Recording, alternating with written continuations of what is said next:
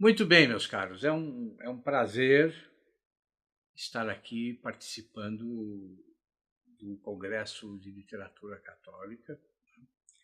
Eu fiquei muito feliz com esta iniciativa e fiquei muito feliz também com o convite dos organizadores para participar. Bom, e o meu plano hoje é falar com vocês sobre o seguinte tema, quer dizer, o que define o escritor católico.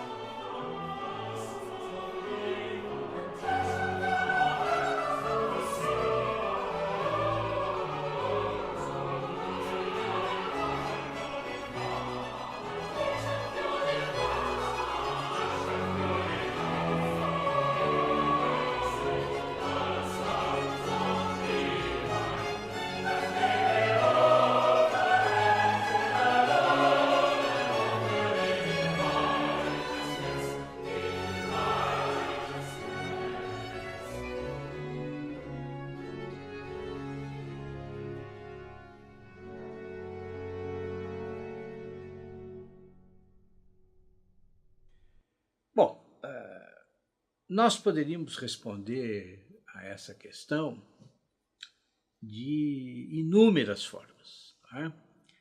Nós poderíamos, por exemplo, retornar a Dante Alighieri, por exemplo, a Divina Comédia. Tá? Ou nós poderíamos investigar a respeito de como Santa Teresa d'Ávila renovou não só a poesia, como também o ensaísmo. Tá? Ou a gente poderia também refletir a respeito do papel, tá? e da influência de romancistas católicos modernos, tá? Como o Georges Bernanos, como o François Mauriac. Tá? Enfim, quer dizer, os caminhos são realmente múltiplos. Tá?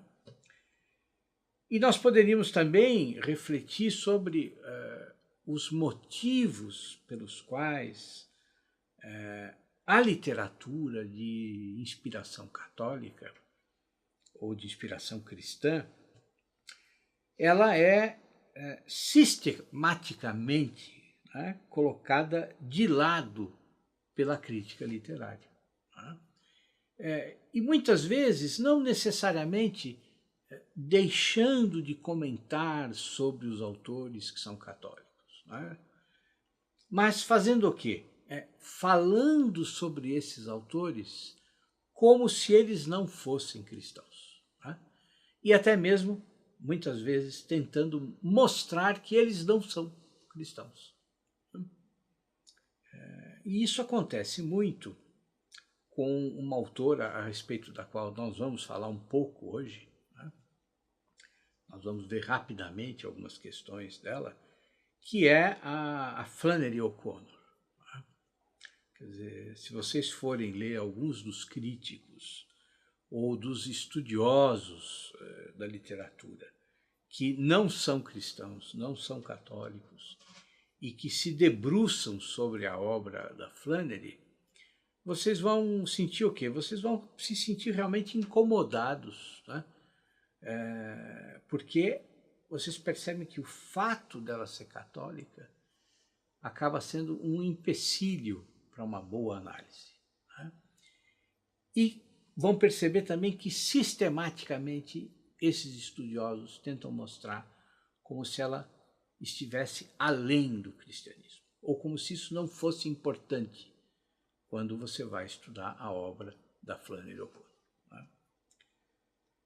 Mas nós vamos analisar hoje a questão, então, da definição, do que define o escritor católico. E para isso, nós temos que ir um pouco até as raízes dessa questão. Né? Ou, dizendo de uma outra forma, eu vou tentar responder a essa pergunta, quer dizer, o que define o escritor católico, refletindo sobre o que realmente caracteriza, não só nos dias atuais, né, mas sempre um escritor católico. Tá? Bom, e eu vou fazer isso por quê? Porque me parece que se nós não definirmos o que é que nos caracteriza, né? Quer dizer, o que é que nos marca dentro do contexto intelectual e cultural do mundo contemporâneo, né? da vida contemporânea, nós só vamos entender parcialmente, né, as questões mais amplas. Nós só vamos entender parcialmente, por exemplo, qual é a função da própria literatura. Né? Por quê? Porque essas coisas não estão separadas. Né? Então, nós vamos partir desse ponto, digamos que radical. Né? Radical no sentido de essencial, de básico, né?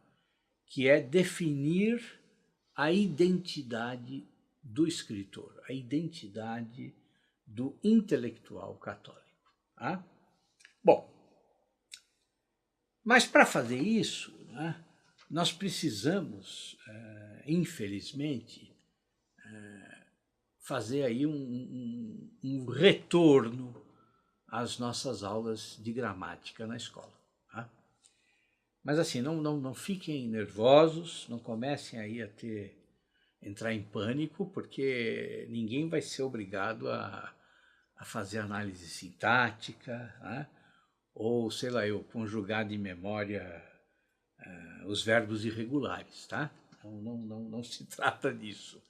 Quer dizer, nós vamos aí lembrar apenas algumas definições, né?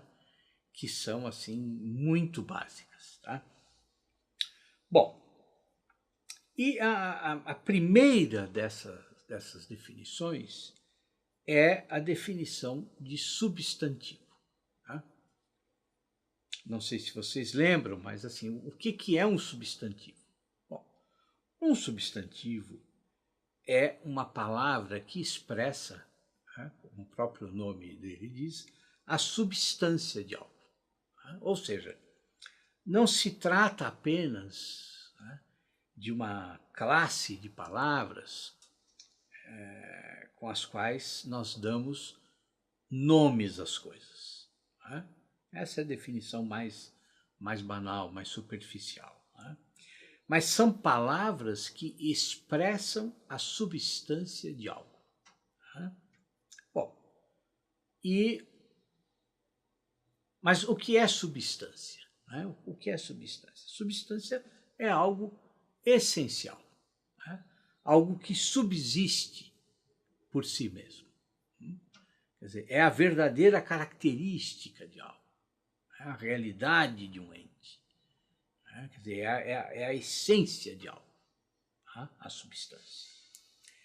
Então, quando nós olhamos, por exemplo, para o nosso vizinho, né,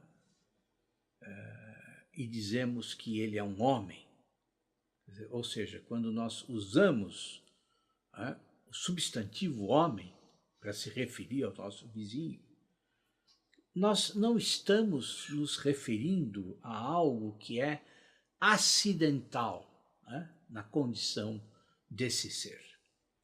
Mas nós estamos nos referindo a algo que realmente define esse ser, algo que expressa a sua essência.